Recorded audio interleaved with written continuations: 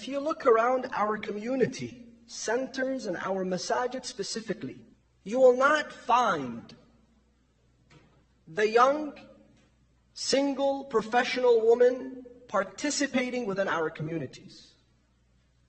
Find them absent. It's as if they don't exist. And many of us are under the wrong impression. We're under the wrong impression that they're too busy with work, they're too busy with their lives, and they have forgotten their community or their faith. And they no longer look to attend at a place of worship or be part of a community. And that is far from truth. That is because today we have women in our community who have graduated from top universities. And they're very successful at what they do. They own their own homes. They pay for their own mortgage. They have a dozen of employees. More importantly, they don't have to sit around for somebody to buy them a Louis Vuitton bag. They can afford it on their own.